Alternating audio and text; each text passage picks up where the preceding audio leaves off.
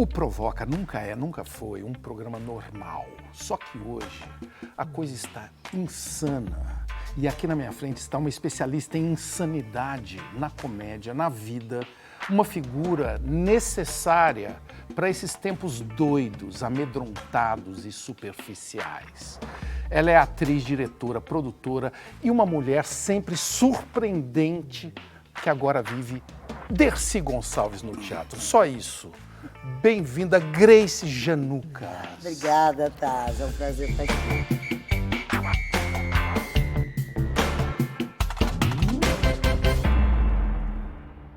Dercy Insana surge em 2001, quando não tinha rede social, e os vídeos continuam bombando. Continuam. Você foi a primeira youtuber? Quase que sim, Não quase é? que sim. Sim, porque a gente teve um DVD que foi gravado pelo pessoal da Trama, que foram assistir a Dercy Insana, que acontecia semanalmente, um show novo toda semana. E aí eles ficaram loucos. Tudo que vocês estão criando aqui, vocês estão botando fora? Sim. Temos que gravar alguma coisa. Aí resolveram gravar um DVD. Esse DVD deu uma estourada. E quando o YouTube chegou no Brasil, destravaram, porque os DVDs vinham travados, Claro. não sei como é que essas coisas de tecnologia, tu sabe mais do que eu. E aí destravaram e entrou no YouTube. Aí disseram, vocês estão na internet. Tá vendo? O que é? Então a gente ajudou o YouTube a crescer no Brasil, é verdade. Claro que Não, sim. quando eu soube que o nosso DVD estava pirateado, na 7 de abril, eu falei, é um sucesso. É o sucesso E não agora. tinha ninguém da TV, era teatro puro. É o selo de qualidade. E é uma coisa que se espalhou, assim, um E, trabalho muito bacana. E olha, eu vou dizer o seguinte, o número de pessoas reveladas ali, Foi bastante. os formatos também lançados ali, né? É uma lista enorme. Marco Luque, Luiz Miranda, Ângela Dipp, Graziella Moreto, Otávio Mendes, Marcelo Mansfield, lindo, Ilana Kaplan. Uma galera. O Roberto Camargo. Roberto Camargo, Robertinho. histórico. Não, a gente teve ali de elenco fixo, nós tivemos 10 elencos fixos, tá? E nós tivemos, que eram 6, 7 pessoas que faziam todo o show toda semana. E durante esses 15 anos que nós ficamos fazendo sem parar, a terça um pouquinho mais de 15, toda semana show novo, passaram pelo nosso palco cerca de 400 artistas, entre eles você. Eu também estive lá com Eu muita acho que honra e alegria. toda semana era um novo show com um novo tema. Isso.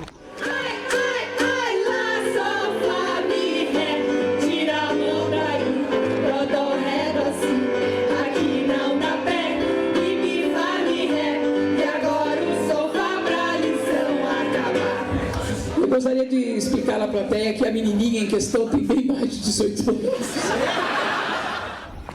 Você criou esse espetáculo num momento difícil da sua vida, não foi? Sim, claro. Como que foi? Olha, toda hora, durante muitos anos, eu não queria mais ser atriz. Eu queria ser dona de bar. Sei. Eu tinha um amigo, o Antônio Rocco, que tinha um teatro ali no centro de São Paulo, na Rego Freitas. O Next. O Next, Isso. exatamente. Um espaço incrível. Exato. Só que o Next começou, você entrava pelo prédio, depois ele conseguiu a parte da frente e abriu um bar. E aí ele me chamou, Grace, quero fazer um negócio. Aí eu, louca pra pegar aquele bar pra mim. E eu pensava, meu Deus, trabalhei tanto de garçonete, eu sei tudo. Meu Deus, não tinha um tostão. E aí ele me diz, eu vou ter que abrir esse bar aí, sei lá, vou chamar o cara ali da esquina, vai botar umas coisas, vou lançar um livro, faz um show aí pra gente. E aí eu chamei alguns amigos, né? E fizemos um show, assim, alguns amigos que faziam coisas interessantes nos anos 80, sketches. E aí perguntei pro Rocco, e aí, o que vai acontecer? Nada, vai fechar. Eu falei, me dá terça-feira, quero fazer um negócio aqui. Ele falou, o quê? Eu falei, não, vou fazer um negócio. Por que terça-feira? Porque é o dia de folga dos atores. Geralmente a gente trabalhava de quinta a domingo, né? Segunda-feira. Na segunda tá meio caído. Tá meio caído, vai fazer banco, supermercado, não sei o quê. Terça já dá uma Terça já levantada. dá Então, a minha ideia do Dercy Insana era abrir um espaço para que nós, atores, pudéssemos experimentar e estudar linguagens de comédia para a gente mexer a areia. Direto no palco. Para mexer a areia que estava parada no fundo, porque o humor estava todo adolescente, preconceituoso. É uma tendência brasileira, que é o humor do bullying, né? Sei. Todo político é corrupto, todo mulher é puta, é burra, ou careca não sei o quê, é o outro não sei o quê. Sabe, esse humor adolescente da diferença. A gente tinha a maior passeata LGBTQIA+, do mundo. E o pessoal LGBTQIA+, continuava sendo ridicularizado em Com todos os piadinhas lugares. ridículas, né? Ridículas e tal. É. Então, eu achava que a gente tinha que buscar Sei. uma comédia que traduzisse Essa a voz, mudança do pensamento contemporâneo. Lindo. E os temas, assim, do Terça Insana sempre me chamaram a atenção, porque eram, assim, difíceis, né? Estamos falando da pobreza, do alcoolismo, Sim. né? Dos desvalidos e do poder, né? Exato. Era Guerra, gula, drogas. drogas, sim, sexo, desejo, Desejo, movimento negro. Então, assim, já estávamos levantando questões O Luiz muito Miranda importantes. fazia uma entrada que a primeira vez que eu vi, eu fiquei assustado, que era um guardador de carro. É o bêbado. Que entrava pela plateia. Exato. E você achava que era um guardador de carro. Exato, no Rio. Que criou uma confusão na plateia. É isso. Você falava, caralho, porque você não via muito, era meio no escuro e tal. E ele vinha disfarçado e com uma... Porque o Luiz é um grande ator, né? E ele incorpora, ele não interpreta, ele incorpora. Rapaz, eu sou demacrechada, guardador de carro, e aí... Ninguém nunca viu isso. Quero ver seu documento. Ou agora ele crecou. Só tá faltando esse filho da puta saber se eu tenho diploma. Cheguei pra esse AK, rapaz, Lula mesmo. Lula tem diploma? O que ele fazia me lembra, assim, aquelas coisas mais pesadas mesmo dos stand-ups realmente que cutucam a onça. Aqueles stand-ups que eu tô falando lá do começo mesmo, nos Estados Unidos, assim, de botar o dedo na ferida. Eu acho que, apesar da Terça Insana não ser stand-up, e eu nem saber, na época que eu criei o projeto, eu não tinha a menor ideia, não gosto de stand-up. Não, mas não tinha ainda essa onda nova. Não, né? a onda veio depois. Mas assim, a maneira como a gente tocava dos assuntos era esse. E as nossas personagens, justamente por trazerem esses tipos tão marginalizados para o palco, era essa porrada também. Marginalizados e desacralizar uma freira, como era o Otávio. O Otávio Mendes é um gênio com aquela freira que fumava no palco e falava coisas assim. O Otávio é um grande ator. Eu, na verdade, gostaria de estar aqui cantando, mas a Grace, que é a superiora aqui dentro, me orientou no sentido de que já existem muitos padres, muitas freiras lançando CDs, apresentando programas de TV, mas que freiras humoristas tem poucas. Vamos fazer 22 anos, né? Sim. O projeto. E a gente está com um plano bem bacana de fazer um grande especial, coletar uma parte de material que a gente tenha, remontar, trazer galera que se influenciou pela Terça Insana para botar no streaming para ficar. Tem que fazer. Vamos ver o que eles estão falando da nossa prosa. Olha aqui, prosa. Guizones. Grace, como foi a época do início do Terça Insana? A gente falou dos anos 2000. Marco Luque deu trabalho, ele pergunta. Não. O motoboy do Marco Luque nasce ali, não é isso? Foi, motoboy. Eu dei trabalho para o Marco Luque. Jackson 5, exatamente. Eu enlouqueci o Marco Luque, porque eu falei, não, isso não. Isso tu não Melhor. vai fazer. Melhora, não. Porque quando ele trouxe, por exemplo, a Mary Help para mim, lá a gente ainda estava no Nexo. Era uma personagem, ele tinha só o jeito de falar, mas não tinha texto. Era uma coisa mais grotesca. Eu falei, não, tu não vai trazer mais essa Profundidade. Não vai Marco trazer essa personagem para ridicularizar essa personagem. Pelo contrário, eu quero a dignidade dessa mulher. Aí ele veio, aí a gente botou produção, maquiamos. E ela tinha ideia, o ponto de vista da Mary Help, que aí eu falei que ela podia ser limpar o avião, né, e tal. E ela trazia o ponto de vista da mulher trabalhadora que pega ônibus e que vai para casa. Ela deu voz. A Mary Help acabou dando voz para essa mulher. Gente. Lindo. Então, E assim. muito perspicaz a observação dela do comportamento humano. e tal. Exatamente. E isso foi uma coisa chata que eu pegava Que no pé de todo mundo. você pegava no pé dele, Exato, pra especialmente. ter. E o Marco Luque fala isso, que você é uma das mestras que surgiram no caminho dele. É muito bonitinho, é verdade. Ah, olha, meus filhos, né? Quando eu vi ela falando com o médico, não tem nada a ver com o assunto, que ela tá com os dias contados que ia fazer lipoaspiração, eu meti o pé naquela porta e falei, o que foi, dona Maria Guinness? Você não tá satisfeito com o meu serviço, não, é? Você fica agitando pela minha costa e falando pra todo mundo que você mesmo fazer lipoaspiração? Quero ver agora você fazer aqui na minha frente. Pega esse lipoaspirador aqui e limpa essa cara, que nem eu faço. Eu tenho que falar de uma personagem que era a minha preferida no Terça Insana. É até perigoso falar de preferido, porque tinha tantas, né? Aline Dorel. Uou, uou. Aline Dorel. Aline Dorel, uma mulher drogada. É de ansiolítico, Ansiolítico. né? Que na pandemia todo mundo Todo tomou. mundo conhece essa cena. Só que ela, dentro daquela viagem, uma lucidez surgia, né? Querido, desça já daí. Vocês não estão vendo o estado de sua mãe, desça já. E ele dizia, eu estou pregado, eu estou pregado. Eu falei, eu entendo a situação em que você se encontra. Quando eu estou também bastante cansada, pregada mesmo, fica difícil tomar qualquer atitude.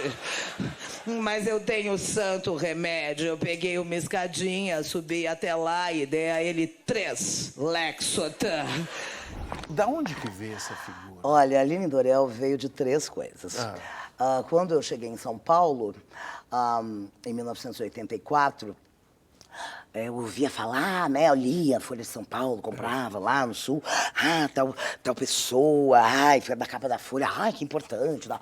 Aquelas coisas, quero ir. Bom, aí acabei vindo pra cá, conheci algumas pessoas, não tem esse volume, essas coisas que saem na capa da Folha. Coisas muito legais também tinha, mas não tem essa importância, deve ser amigo de alguém. Mas aí tá. Então, essa coisa, assim, né? Aí eu era atriz, mas eu não conseguia trabalho nenhum, por isso comecei a fazer performance em vários lugares, ninguém me conhecia. E aí, a carreira do ator é isso, a gente está empregado feliz, desempregado deprimido. Empregado feliz, desempregado deprimido. Isso é uma carreira meio bipolar, que a gente tem na nossa área, né? Sim. E agora, sem carteira assinada, tá todo mundo passando por isso. Acabou, todo mundo na mesma. Aí... Certo. Né? Todos vão com medo de todo... Estamos todos na mesma. E aí, eu tinha ido fazer um comercial de televisão, que eu fazia uma figuração lá, né? Pintava com aquele pancake branco, sabe? Que deixava a cara cheia de ferida depois. E aí, eu fazia lá uma figuração e os maquiadores pintavam a gente, tudo com a mesma esponja. Próxima, E aí eles iam conversando, não, porque... Então, estávamos lá, fomos pra piscina e tudo e tal. E às vezes, e tudo e tal. Eu falei, olha, e tudo e tal. Nunca tinha ouvido essa expressão engraçada. E aí eu tinha alguns amigos que tomava o tal do Lexotan. Sim. E eu nunca tinha ouvido falar em Lexotan. E aí, tomei um Lexotan, dormi até amanhã, dormi 3 dias, bom, tá. E aí, eu fiz um espetáculo com o Paulo Betti, onde eu substituía a André Beltrão, que era o amigo da onça. Eu fazia 14 personagens. Aí o Paulo Betti dirigiu a adaptação aqui de São Paulo, voltou para o Rio de Janeiro.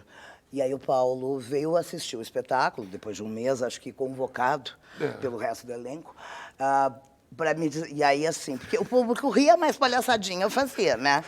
E eu devia estar atrapalhando muito o resto. E aí o Paulo Betti me disse, meu Deus, Grace, tu estás infotografável. Tá fazendo 400 caretas por minuto. Aí eu comecei a pensar, meu Deus, eu sou carreteira, eu preciso arranjar alguma coisa neutra. Aí eu fui criando essa personagem que tomava ansiolítico e falava e tudo e tal. E ela é uma atriz que está sempre viajando, a Aline Dorel. Mas, principalmente, ela traz essa coisa das drogas lícitas, né? Sim. Que são os ansiolíticos, que, aliás, é um assunto que voltou agora com tudo, porque o pessoal todo está mundo. Exagerando, né? Exato, O que está exato. acontecendo? Bom, quem é humano não dá feliz, né? Tá difícil. Agora, pelo menos, a gente tem uma luz. E assim, nós não processamos ainda tudo que aconteceu Não. nessa pandemia, nessa Não. confusão. Né? Não, eu acho que a gente ainda está processando, estão surgindo coisas que são muito difíceis da gente engolir. E a impotência que a gente tem, por exemplo, essa questão toda dos povos originários, do desmatamento da Amazônia, que é uma coisa quase irreversível, e os Yanomamis. Chegar nesse nível de é que, destruição. assim, na verdade, sinceramente, eu sei que tu já até entrevistou aqui a Dayara Tucano, mas assim, o processo de colonização e de genocídio dos povos originários diminuiu um pouco, mas nunca parou, sempre foi um avanço. Mas agora estamos vendo em rede mundial o que é feito, a barbaridade. Tem meninas, várias meninas grávidas de estupro entre os Yanomamis. Então, assim, é uma questão muito séria. E sabe uma das coisas, porque eu queria ser antropóloga antes de ser atriz. Sim. Eu queria trabalhar com comunidades indígenas. Então, essa história da natureza e dos povos originários, dos quilombolas, me angustiava muito.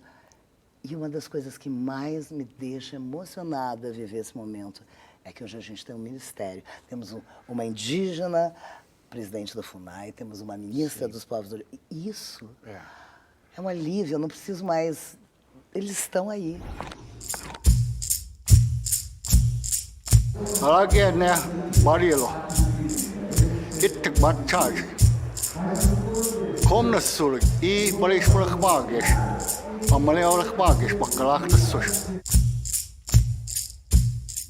Para que serve o humor? Ora, serve para te pegar no colo, serve para te perdoar, serve para... Perdoar? Para te perdoar das nossas imperfeições. Quando a gente ri de nós mesmos, a gente deixa de ter a necessidade de ser perfeito. A gente desmonta o nosso ego e a gente abre os braços para trocar ideias, para ouvir críticas. As pessoas não podem se levar tão a sério. O problema é o seguinte, Taz, eu acho que a vida é tão dura, né? E para vocês homens, muitas vezes, eu acho que assim, fez os 16, 17, vai virar homem, pensa o que vai ser, para as palhaçadas. Então, muitas vezes, a nossa construção, assim, do que a gente gostaria de ser, do que a gente está descobrindo no mundo ainda, uma pessoa de 18, 20 anos, é muito jovem, tem muita coisa para descobrir. O mundo é muito diverso, muito complexo, mas já temos que entrar num esquema, numa coisa... bruto, né? Bruto, é violento, né? Esse encaixe dentro dessa sociedade que te exige um comportamento. E muitas vezes a gente vê que a gente não consegue, e a comédia serve para te pegar no colo e para dizer, não precisa acertar o tempo todo. Então, eu acho que o humor, a comédia, tem uma generosidade e tem uma empatia pelo ser humano quando consegue. Ela tem essa função. É isso que eu persigo no meu trabalho. E é uma questão de saúde mental, né? Com certeza. É por isso que eu falei no começo, Exato. a insanidade, onde você é especialista, é meio que uma cura hoje, Exato, não é? exato. Dessa doença mesmo. Dessa doença social. Rígida, né? Exato. A comédia te perdoa, é isso que eu... Sabe? É aí que entra como sabe? Ela é terapêutica. Terapêutica. Ai, que bom ter, assim, essa sessão de terapia aqui. E no próximo bloco, gente, vai chegar Dercy Gonçalves aqui no Provoca, com Grace Janucas. É quem ela está homenageando no teatro. Já voltamos.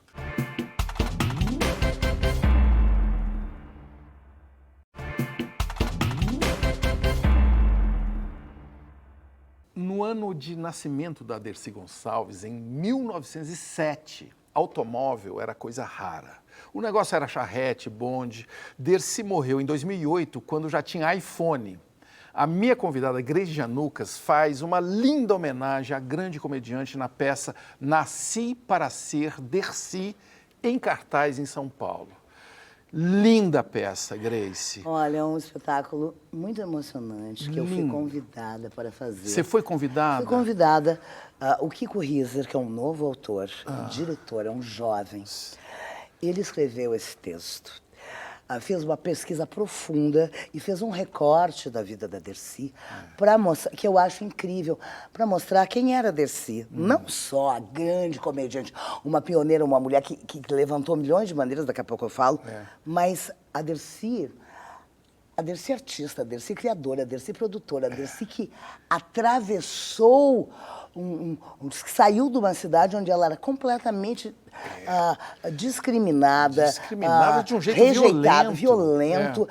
E assim, ninguém entendia ela ali. E como essa mulher teve força de caráter, talento, criatividade, para se tornar uma referência nacional. Nossa, é por aí que anda o espetáculo. Uma inteligência. E eu tenho que contar para eles que você é uma grande comediante, as pessoas podem imaginar que você vai imitar a Dercy, Não, e não não tem sei. nada disso. Não, eu não tem imito. uma coisa que vai muito além, porque a imagem que temos da Dercy, principalmente a Dercy da televisão, é ela falando palavrão maravilhosamente. Maravilhosamente. Aliás, mas talvez não tenha visto aquela mulher, principalmente os jovens, com 80 anos, com os peitos de fora no carnaval do Rio de Exatamente. Janeiro.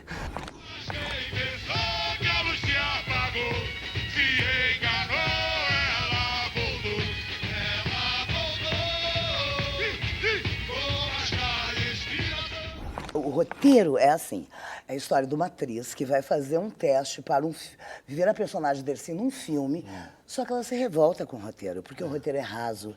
É essa imagem da Dercy desbocada, uma velha louca, que bate de fora.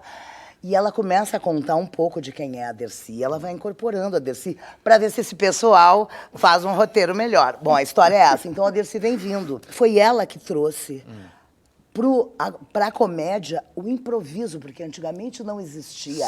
Ela foi inovadora em tudo. Ela enfiou o pé na porta e lutou por nós, mulheres, e por nós, artistas brasileiros, de uma maneira que ela tem que ser reconhecida. Essa mulher é uma pioneira Início em tudo. do século XX, né? Imagina o que era, meu amor. Que é isso? E ela, como você já disse, ela vem de uma cidade do interior. Ela era virgem e era tratada como se fosse uma prostituta. Exato, sabe por quê? Porque ela era original. Ela assistia cinema, ela era bilheteira do cinema. Então, ela queria imitar as artistas de cinema, como qualquer menina quer imitar, sei lá. Imitar, inclusive se maquiando. Ela pegava carvão, porque não tinha maquiagem na época. Ela pegava carvão, passava no olho e saía pela cidade, botava uma roupa colorida, ela brincava de imitar. E a ignorância das cidades com mentalidade muito né? Ela já diziam que ela era prostituta, enfim. E é até legal falar da cidade, que é Madalena, que depois ela, com grande generosidade, assim, botou o amor dela por Madalena, inclusive construindo um túmulo maravilhoso. O túmulo dela está lá, o Museu da Dercy Gonçalves está lá. Ela lutou muito com vereadores e deputados para que Madalena ganhasse escolas e hospitais. Ela aceitou. E sabe que ela sempre dizia uma coisa? Ainda bem que eu não fui aceita lá, senão eu estaria lá. Senão ela não seria a Dercy, né? Exatamente. E é porque aquilo, pequenos mundos não cabem grandes artistas. Oh, linda imagem de mulher que me seduz. Se eu pudesse, tu estarias no altar. És a rainha dos meus sonhos, és a luz, és malandrinha. Não precisas trabalhar. E eu me dei conta, estudando a Dercy, sabe, quando a gente nasce, já existe, sei lá, a gente tem uma coisa cultural que é, dia 25 de dezembro é Natal, tem o coelhinho da Páscoa, tem o não sei o quê. E havia já instalado um conceito de engraçado dentro do Brasil, que com certeza a Dercy é responsável. Ela, o Oscarito, o Grande Otelo, eles se instalaram um conceito de timing de comédia brasileiro que é daqui. Isso já existia. E essa justiça é feita muito poucas vezes. Ela criou isso. Cuidado com o galo, príncipe.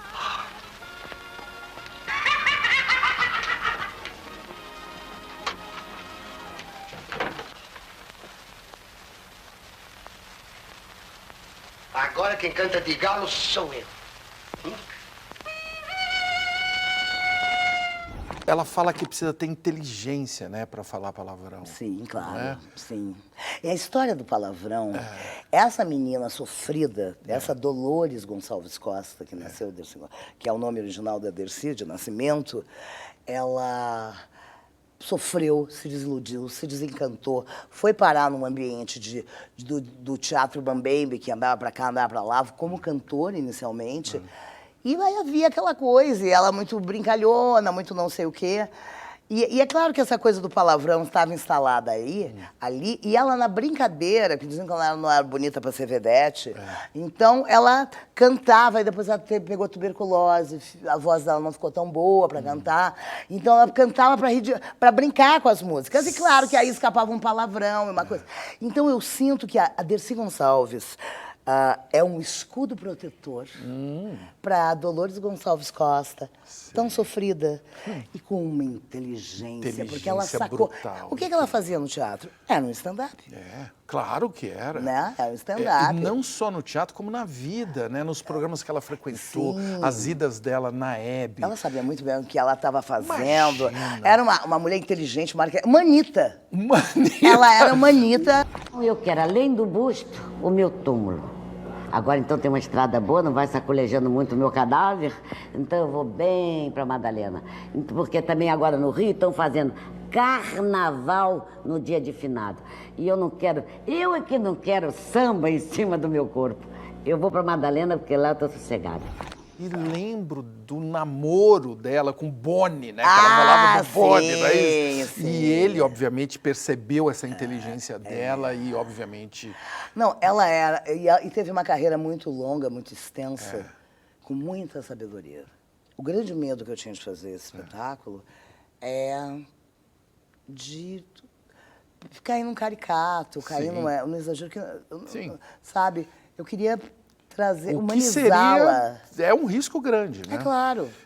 Mas, graças a Deus eu não sei. Até por conta da imagem que as pessoas têm, né? E da que ela expectativa. também vendia, E dela que também. era o mercado dela. Claro. Ela fazia, diz que em casa ela era quietinha, ficava bordando sapatilha, gostava de receber, adorava cozinhar e tal. Agora, ela curtia mesmo e falava bem um palavrão. Falava. Você tem algum predileto? Muitos, né? Cara de cu, eu acho bom. Olha, eu questiono atualmente, eu estou num momento de questionar muitas coisas. A gente está numa grande transformação de conceitos e tal.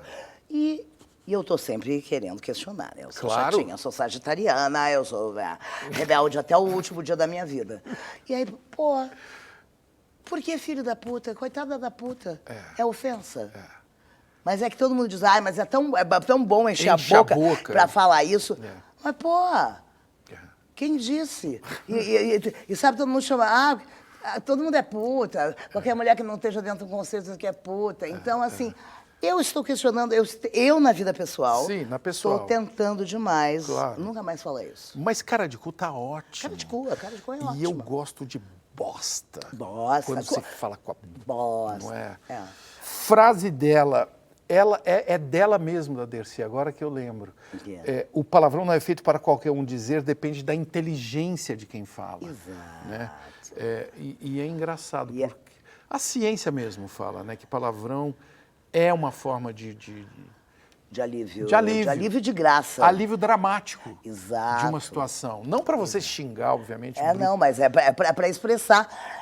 Tem até um momento que o Kiko escreveu no dedo, no texto, o Kiko Risser, que fala assim, você já viu alguém martelar o dedo e dizer, causei um trauma na minha falangeta? Não, a pessoa não martela o dedo e diz isso. Vai dizer um palavrão. Tem que sair mesmo. O brasileiro me aceita muito bem. Agora, quem não aceita, eu não sou considerada cultura, eu não sou considerada nada. Mas eu estou andando para eles, porque o que eu tenho, a maioria da cultura não tem. O que a Dercy diria do Brasil de hoje?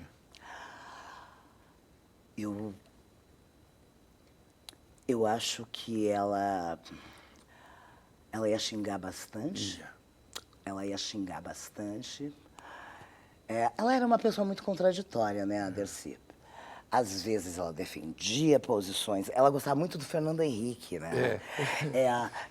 Assim, mas às vezes ela defendia a polícia, às vezes ela xingava a polícia.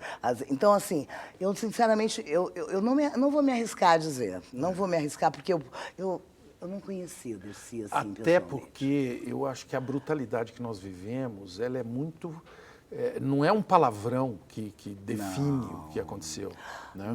Não temos isso. Não tem como rebater isso. Eu acho que a gente estivemos na beira do apocalipse. Bem perto, né? Bem perto, Assistimos isso daí. E teve uma hora que parece que ficou tudo normalizado também. Exato. Não sei se você E concorda. ainda está normalizado. Ainda, né? Algumas coisas continuam. O que a gente vê no centro de São Paulo hoje, famílias inteiras morando na rua, com uma dificuldade. Tu vê que elas não são pessoas que são junkies nem nada. São pessoas, famílias, que tem o seu armarinho ali, que trouxe da casa, que perdeu com o tupperwarezinho, o bebê, sabe? Então a gente está vivendo. E essas coisas, as pessoas passam. O ônibus passa, sabe? E é delicado. Levantava minha saia, mostrava minhas pernas. É boa, eu tenho as pernas boas para trabalhar. Não queria, até que eu resolvi casar. Casei com um jornalista, peguei um otário. O comediante é alguém que tem muita percepção da plateia. Também Como que você está observando a reação das pessoas à sua Dercy? Há uma troca tão bonita. Eu estou vivendo um grande momento da minha vida no palco, sabe? Estou tendo essa bênção de ser... Sabe, já tenho 40 anos de carreira, né, Taz? Já vivi muitos momentos, em muitas idades, e muitos sucessos, e muitos fracassos e tudo. Mas esse é um momento muito especial, onde eu estou conseguindo trocar com pessoas de todas as idades. E que você está com a cara de quem está se divertindo muito. Estou me divertindo, estou me emocionando. E não paro de trabalhar, né, Taz? Não. Em breve estreia ela não outro para espetáculo. de trabalhar. Olha aqui, ela está em cartaz com a Dercy, já está ensaiando uma outra peça que vai estrear em março. Exato. O que faremos com o Walter, do Juan José Campanella. E a Dercy continua. Dercy continua. Então, olha que bacana. Olha só. Nós vamos com Dercy no Teatro Itália até o dia 26 de fevereiro. Tá. Sextas, sábados e domingos. No dia 3 de março, estreia o que faremos com o Walter, sexta, sábado e domingo, à noite. Tá. E Dercy vai também para o Teatro Frei Caneca, numa sessão especial do Teatro Opus Frei Caneca, às 4h30 da tarde, a partir do dia 11 de março. Que delícia. E ficamos março e abril, uma única sessão semanal, aos sábados. À tarde. À tarde. Eu adoro isso. Para todas as pessoas que, sei lá, eu tenho medo de sair à noite, ou não sei o que, eu moro em outra cidade. Não, eu Dá prefiro. para vir almoçar, assistir o ver de espetáculo. tarde, eu adoro. Que legal. E vai ter um público gigante que não gosta mesmo de sair de casa mais tarde. Exato. Então, assim, estamos aí e eu vou te dizer, é uma alegria poder fazer teatro, tanto teatro. E de boa qualidade, porque são 2 espetáculos onde eu vi personagens bem diferentes. Eu sei que eu tenho 2 horas para descansar, tirar a maquiagem, botar meus pés para cima e fazer o outro, entrar na outra. Mas tudo bem. Carmen Miranda fazia 7 espetáculos por dia. E entre um e outro, ela tirava toda a maquiagem, tomava banho e refazia aquilo. Que bom, bom, bom, bom, bom, bom. É brasileiro, tica, tica, bum, tica. Com um pandeiro fazendo tica, bum, tica. Eu tenho uma impressão, às vezes, sua, de que você é uma pessoa solitária. É só impressão? Não, eu não sou solitária. Eu tenho bons amigos, mas eu tenho uma solitude. Solitude. Eu não sinto solidão. Mas, assim, às vezes tenho tanta coisa para pensar. Então, assim, eu ligo para as pessoas, eu converso, a gente se encontra, troca ideias. Mas eu gosto de me encontrar para coisas profundas ou muito alegres, muito divertidas. Sabe esse negócio de sair, curtir, ir pra bar? Eu não consigo mais fazer isso. Eu quero aproveitar meu tempo. Sim. Para adquirir mais conhecimento, fazer mais trocas. Acho que eu vim para o mundo para melhorar, né? Então, o que eu já vi, já vi. Eu não bebo, não uso droga. Todas essas coisas ficaram no passado. Então, o que me interessa? Aonde que eu me alimento? Tem dois lugares que eu me alimento. Diga. Nas conversas, no conhecimento, na troca humana de conhecimento, de ideias e na natureza. Por que você fez essa maquiagem? Porque eu queria ficar ao cantinho. E eu tô querendo ao cantinho. Na última parte do meu encontro com esta moça, nós vamos para um lugar lá na ponta do Brasil, Rio Grande, o ninho de origem de Grace Janucas. Bate lá no Rio Grande do Sul. Lá em Rio Grande, tá. Já voltamos. Ah, pode crer, daqui a pouco a gente tá aí.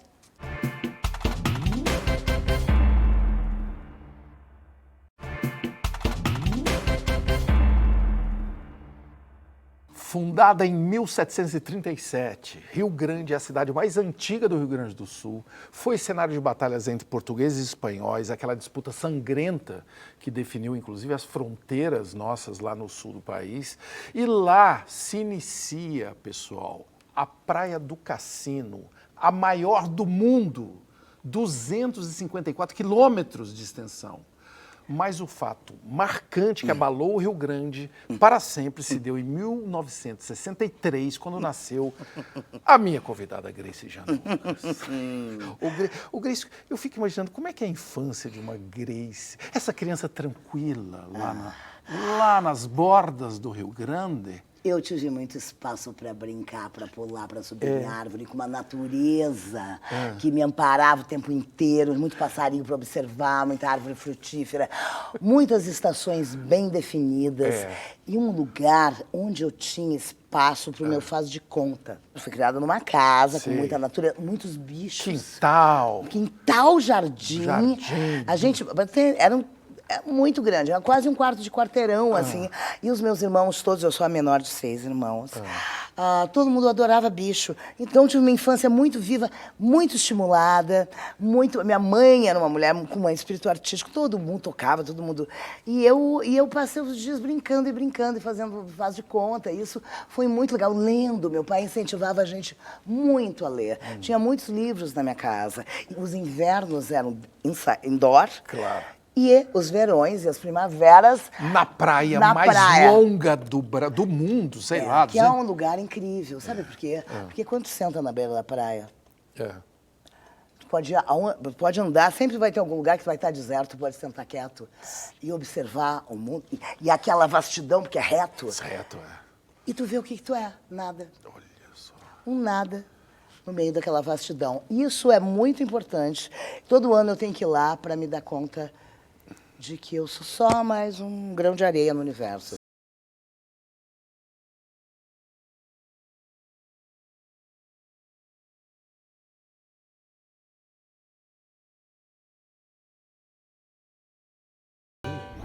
Quem é maior, a Praia do Cassino ou o ego dos gaúchos?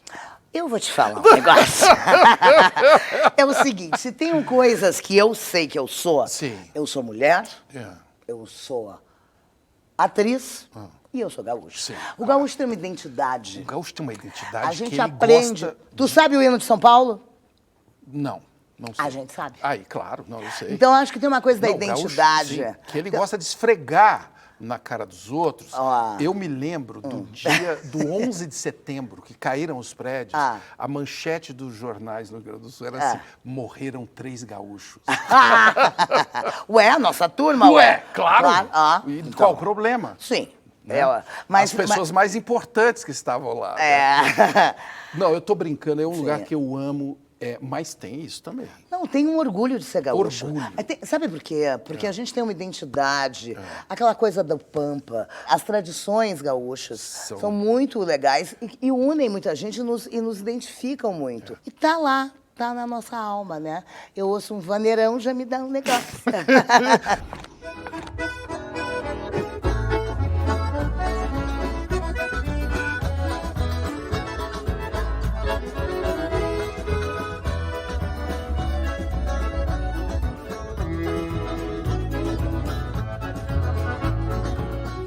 Como foi que nesse ambiente você se descobriu artista?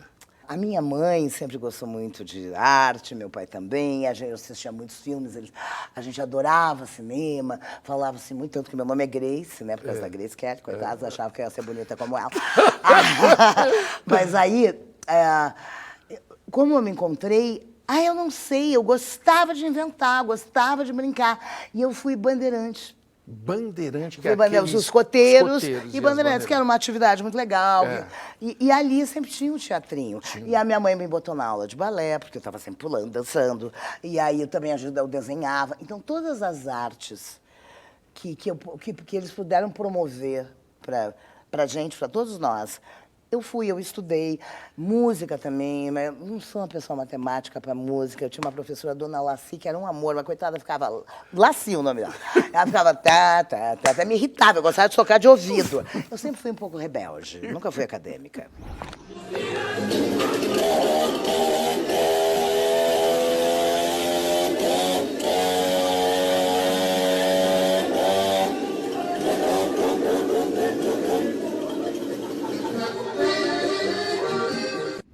O que veio primeiro para você, assim? Escrita, atuação, cara de pau? Lembra que eu te disse no início do programa que eu queria ser antropóloga, né? Antropóloga. Eu não queria ser atriz.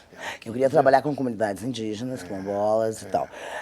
Eu fui fazer vestibular para antropologia e, em segunda opção, que eu descobri que eu podia, na hora da inscrição, eu botei lá, porque me disseram que eu tinha que escolher um outro curso, eu olhei e vai ter teatro, deve ser pensar muito louco. Acabei passando, me descobri no teatro e descobri, acima de tudo, eu acho, no teatro, um lugar para colocar para alguém, através de textos de outras pessoas e tal, as minhas ânsias.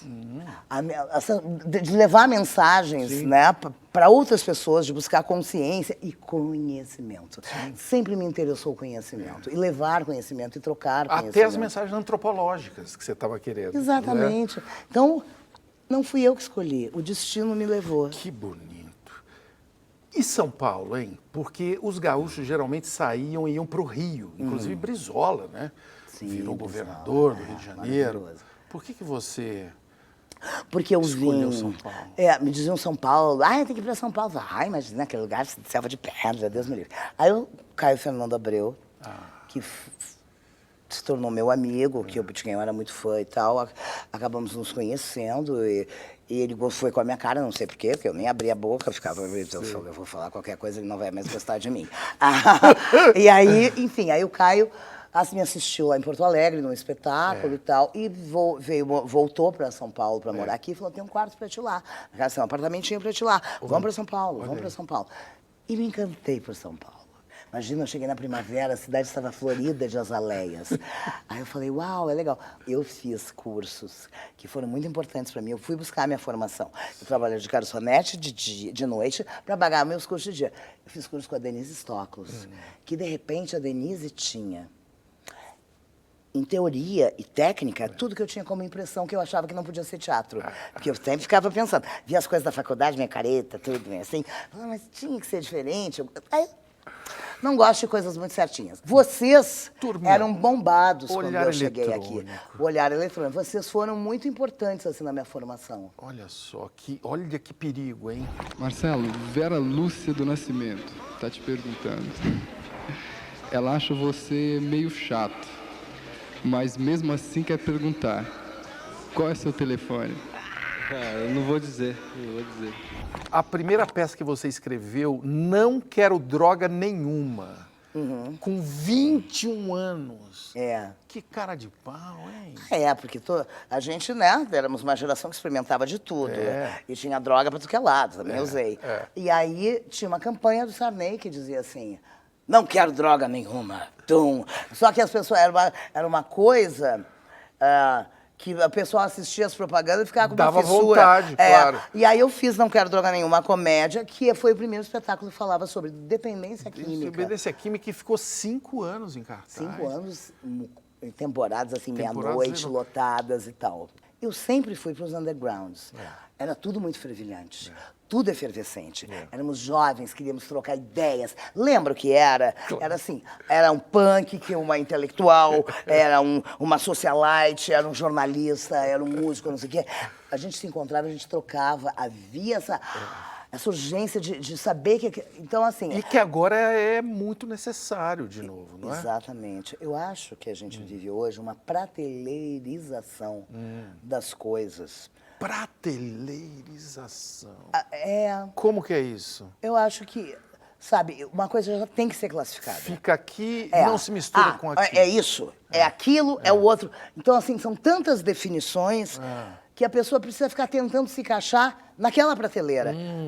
Nós temos que ser tudo. Claro. O mundo é diverso, as pessoas são diversas. Até para você, inclusive, se você quiser, também entender por que você está nessa prateleira. Exatamente. E mais, eu acho, às vezes, esses títulos, essas definições, elas são boas para perfil de Instagram, para depois o pessoal do marketing ir lá e procurar, ok, o target. Pessoa cis, pansexual, esse produto vai para cá. Tá. Então, a gente está se vendendo. Já está feita a pesquisa. Já está feita a pesquisa para chegar o produto em nós. Tá. Então a gente tem que ser esperto e não se encaixar em nada. E circular e andar por aí. Por quê? Porque o mundo é diverso. Tenho sangrado demais, tenho chorado pra cachorro. Ano passado morri, mas esse ano eu não morro. Ano passado morri, mas esse ano eu não morro. Quero saber o que eles estão querendo saber de você aqui. Olha aqui, olha aqui. Lourenço Peixoto, por que os melhores personagens são aqueles que mais sofrem na sociedade? Porque tudo que eu criei vem da dor. É quase... eu crio... uma coisa me incomoda, né? Eu estou falando como autora, né? Uma coisa me incomoda, eu fico pensando por que me incomoda, por que aquilo está me incomodando. Aí eu vou pensando em soluções, em como eu poderia fazer melhor. E aí eu invento um personagem para traduzir esse incômodo e trazer uma solução. E aí se cria uma coisa engraçada. E agora, a gente falou da Dercy, né? A Dercy é outra que viveu dores incríveis e se protegeu e sabia tirar sarro dela mesma. O Tony Budinicas, qual foi o momento mais obscuro da sua carreira? Quando eu não tinha nenhum trabalho. E eu nunca fiquei assim esperando que me convidassem, sabe? Eu sempre fui lá e fiz. E eu me lembro que meu filho era pequeno, eu tinha me separado, estava passando um momento pessoal bastante difícil, não tinha trabalho. E eu bati em várias portas, assim, pedindo para fazer uma performance aqui, me apresentar lá e não sei o quê. E aí todo mundo me dizendo, negra, isso não existe mais. Não sei o quê. E eu não sabia o que fazer para sobreviver, sabe? Fiquei pensando, meu Deus, o que é que eu vou fazer da minha vida? E foi numa dessas, em muitas vezes como essas, que eu fiquei sem trabalho, que eu não quero mais ser atriz, não aguento mais isso. Eu não aguento mais isso. Não foi um, foram vários. Sim. Vários momentos obscuros. Sabe o que tu vê? As contas caindo, e não rola nada, assim, e não tem trabalho. E, de repente, todo mundo te conhece, todo mundo te para na rua, e as pessoas querem tirar foto, e tu tá investindo. Eu, por exemplo, é muito difícil eu ter saco de ficar esperando uma Rouanet, porque como eu produzo, eu tenho outras coisas para fazer, do que ficar ali, da lei. Então, eu sempre que ganhava dinheiro, eu pegava o dinheiro, reinvestia. E perdi muita grana, fui roubada. Eu fui passada para trás por bilheterias eletrônicas. Aí eu tinha conseguido juntar um dinheiro para dar uma entrada num apartamento. Perdi tudo, porque eu tive que pagar meus atores. Enfim, quem não arrisca, não é petisca. Mas eu posso dizer o seguinte, eu não faria nada diferente. Que maravilha, né? Poder dizer isso agora, né? Não, eu vou falar uma frase da peça, do Nasci para Ser Dercy. Hoje eu posso dizer com a boca cheia, eu sou uma mulher realizada. Por quê? Porque eu acho que um dos motivos que a gente sai para o mundo, e é o que me deu força também para enfrentar todas as situações, é porque eu precisava achar meu lugar no mundo. como esquisitinha, estranhinha, que não se encaixava. E, de repente, as coisas que eu pensava começaram a rolar. Vamos falar mal aqui de 2 homens específicos, Paulo, Marcelo e Nicolas. Paulo, Marcelo. Seu marido e seu filho.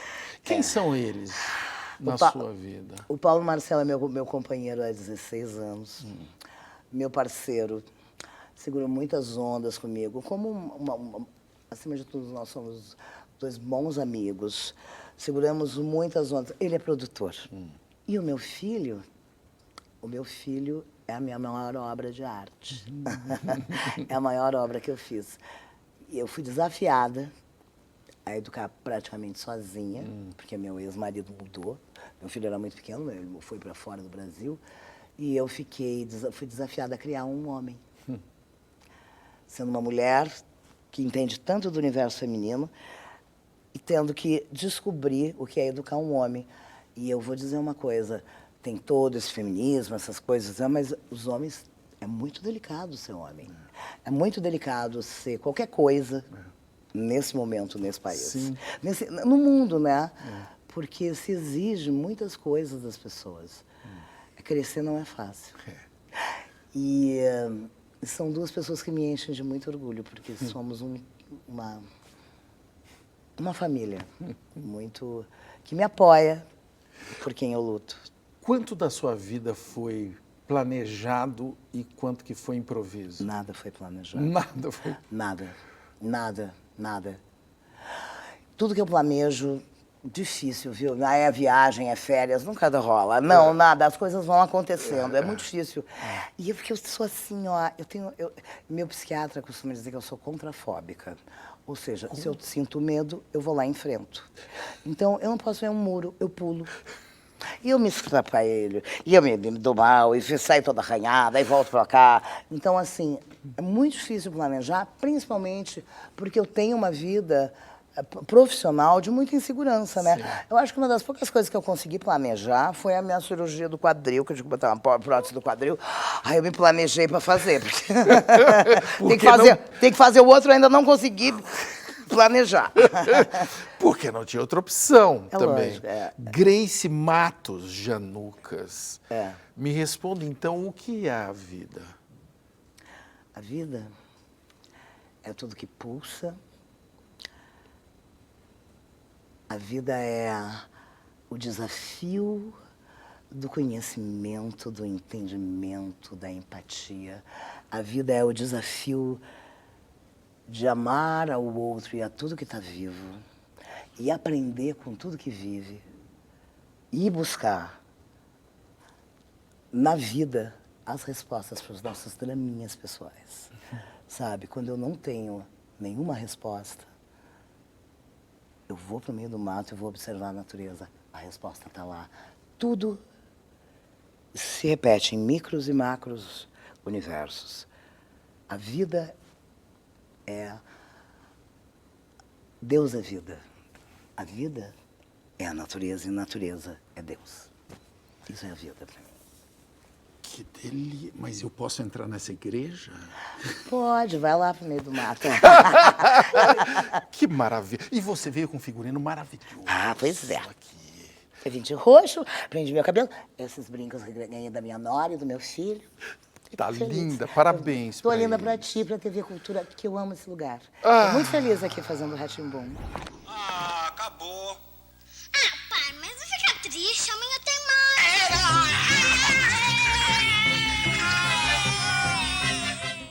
O Rá-Tim-Bum é um dos programas que eu mais me orgulho de ter feito na vida, porque não teve uma violência. Tratava a criança com muito respeito. Numa época em que tinha muita coisa violenta. Então, o Rá-Tim-Bum foi outro divisor de águas. Eu tenho a sorte de estar sempre envolvida em coisas que são divisoras de águas. Acabei de fazer um filme com a Ana Mui Laerte, que sai ano que vem.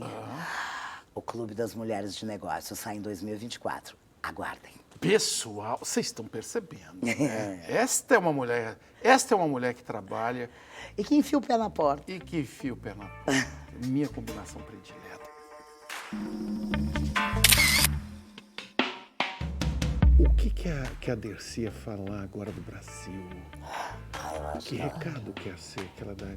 Eu acho que ela dizendo. Quem quiser, que nos compre. Quem não quiser, foda-se. Tem carnaval chegando? Tem carnaval. Onde E eu você vou, vai? eu vou sair na escola Estrela do Terceiro Milênio. Estrela do Terceiro Milênio? Exato. Eu também. Tu também? Dos comediantes. Isso! Nós vamos estar juntos. Me traga a sua tristeza, que eu transformo em alegria. Eita! Ziriguidum, pessoal.